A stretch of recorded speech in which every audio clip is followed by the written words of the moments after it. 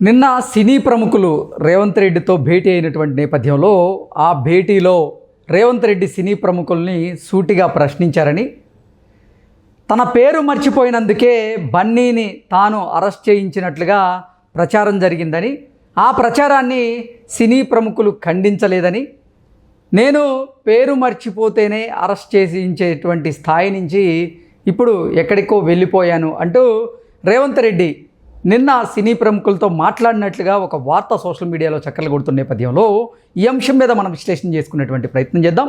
ప్రస్తుతం మనతో పాటు ఉన్నారు ప్రముఖ రాజకీయ విశ్లేషకులు, ప్రముఖ సీనియర్ జర్నలిస్ట్ దుర్గా వడ్లమణి గారు. వారితో మాట్లాడదాం. దుర్గా, నమస్తే అండి. నమస్తే అండి. నిన్న సినీ ప్రముఖులతో రేవంత్ రెడ్డి భేటీ అయినటువంటి నేపథ్యంలో భేటీలో సినీ ప్రముఖుల్ని రేవంత్ రెడ్డి సూటిగా ఒక ప్రశ్న అడిగినట్లుగా ఒక వార్త సోషల్ మీడియాలో చక్కర్లు కొడుతూ ఉంది. బన్నీ అంటే తన పేరు మర్చిపోయినందుకే నేను బన్నీని అరెస్ట్ చేయించాను అనేటువంటి ప్రచారం జరుగుతోంది. ఆ ప్రచారాన్ని సినీ పెద్దలు ఎందుకు ఖండించలేదు? అసలు నిజంగా బన్నీ పేరు మర్చిపోతేనే నేను అరెస్ట్ చేయిస్తానా? నేను ఆ స్థాయి నుంచి దాటి వచ్చా కదా, ఆ స్థాయి నుంచి నేను ఇంకా దాటి పైకి వెళ్ళిపోయా కదా అనే ఉద్దేశంతో రేవంత్ రెడ్డి మాట్లాడినట్లుగా ఒక వార్త సోషల్ మీడియాలో చక్కర్లు కొడుతూ ఉంది. ఏంటి ఆ వార్తలో వాస్తవం ఉందా? నిజంగా రేవంత్ రెడ్డి గారు సినీ ప్రముఖులతో ఏం మాట్లాడారు అంటే ఏం చెప్తారు? అంటే మనం కూడా గతంలో మాట్లాడుకున్నామండి. రేవంత్ రెడ్డి పేరు మర్చిపోయాడు ఎవరు, బన్నీ. ఆ సందర్భంగా ఆయన కొంచెం కోపం వచ్చింది రేవంత్ రెడ్డి గారు, మనం విన్నాం. సోషల్ మీడియాలో ఈ వార్త చాలా వైరల్ అయింది. కాకపోతే మీరు చెప్పినట్టుగా రేవంత్ రెడ్డి ఆ స్టేజ్ ఎప్పుడో దాటిపోయారు, అది అందరికీ తెలుసు. ఇప్పుడు ముఖ్యమంత్రి అంటే చాలు, ముఖ్యమంత్రి పేరు చెప్పకపోయినా పర్వాలా, అంటే తప్పుగా కాదు, ఒకవేళ పొరపాటుగా మర్చిపోయినా అదేమీ పెద్ద కుట్ర కాదు కదా. కాకపోతే ఏంటంటే రేవంత్ రెడ్డి గారి ప్రస్తావన తెచ్చి ఉండకపోవచ్చు, మనకు తెలియదు. ఈ వార్త అయితే ప్రచారంలోకి వచ్చింది, మీరందరూ ఎందుకు ఖండించలేదు? ఇప్పుడు ఒక విషయాన్ని 10 సార్లు 10 మంది మాట్లాడారు అనుకుందాం. ఇప్పుడు వీళ్ళందరూ కూడా నరసింహ సినిమాలో ఈ చొక్కా నాది కాదు అని వాడు ఒక జోక్ ఉంటుంది మీకు, అది ఆఖరికి ఆ చొక్కా వాడు చింపేసి వెళ్ళిపోతాడు. ఎందుకు ఇక్కడ చెప్తున్నామంటే, ఇప్పుడు యాక్చువల్గా ఆ విషయాన్ని ప్రస్తావించకపోవటమే మంచిదైంది అని అడిగితే చిత్ర పరిశ్రమ వాళ్ళు, లేదండి బన్నీ పేరు మర్చిపోయినందుకు కాదు రేవంత్ రెడ్డి గారు ఫీల్ అవ్వలేదు అని వీళ్ళు అన్నారనుకోండి, అది నిజంగా ఫీల్ అయినట్టే, అవునా కదా? వీళ్ళు దానికి ప్రాముఖ్యత ఇవ్వకపోవటం వల్ల రేవంత్ రెడ్డి ఏంటో అందరికీ తెలిసింది. అంటే రేవంత్ రెడ్డి ఇలాంటి వారు కాదు, ఇలాంటి చిన్న విషయాలకు ఆయన ఏమీ పట్టించుకోడు. అంటే ఇంతకంటే చాలా పెద్ద విషయాలు ఆయన ముందు ఉన్నాయి, ఇదేమీ పట్టించుకోవాల్సిన అంశం కాదు అనేది తెలుస్తుంది, అవునా కదా? నిన్న ఆ మాట చెప్తూనే ఆయన, నేను చిత్ర పరిశ్రమని ప్రపంచవ్యాప్తంగా ఇంకా గుర్తు అంటే దానికి పెద్ద పేరు ప్రఖ్యాతులు వచ్చేలా చేయాలనుకుంటున్నాను, నేను అన్ని రకాలుగా మీకు అండగా ఉంటాను, కానీ మీరు పద్ధతిగా ఉండండి అన్నాడు ఆయన మాట. అంటే ఇప్పుడు సినీ పరిశ్రమ పద్ధతి తప్పిందంటారా? పద్ధతి తప్పటం అంటే ఇండైరెక్ట్గా ఆయన బన్నీ మీద కమెంట్ చేసినట్టు. ఓకే, అవునా కదా? ఒకటి. 2, ఈ డ్రగ్స్, గంజాయి, ఈ మాదక ద్రవ్యాల ఉచ్చులో చిత్ర పరిశ్రమ ఉందనే కదా.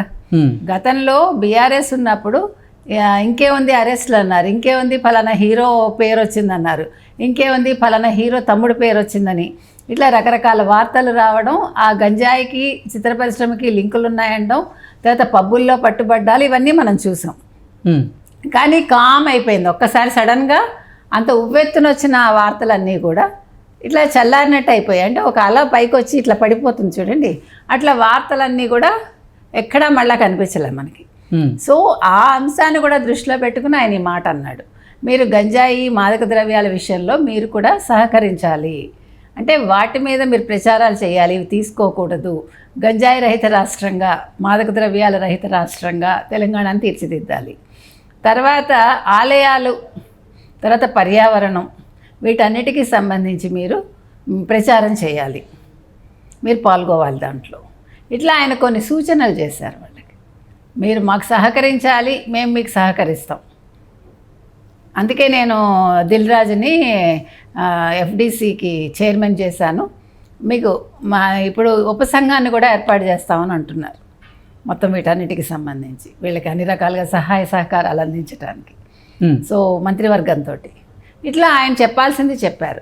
నిన్న భట్టి విక్రమార్క కూడా పాల్గొన్నాడు, ఆయన కూడా ఆయన చెప్పాల్సింది చెప్పారు. ఆయన ఇంకో మాట ఏమన్నారంటే, భట్టి విక్రమార్క సినీ పరిశ్రమ నుండి సెస్ వసూలు చేసి దాన్ని గురుకులాల అభివృద్ధికి ఉపయోగించాలని అనుకుంటున్నాము అని చెప్పారు. సో మంచిదే అది. తర్వాత ఈయన ఒక స్టాండ్ మాత్రం మార్చుకోలేదు రేవంత్ రెడ్డి. నేను ఎట్టి పరిస్థితుల్లోనూ బెనిఫిట్ షోలకు అనుమతి ఇవ్వను, టికెట్ల పెంపుకు ఒప్పుకోను అన్నాడు ఆయన. ఆ విషయంలో మాత్రం నా దగ్గర నుంచి మీరు మార్పు కోరుకోవద్దు.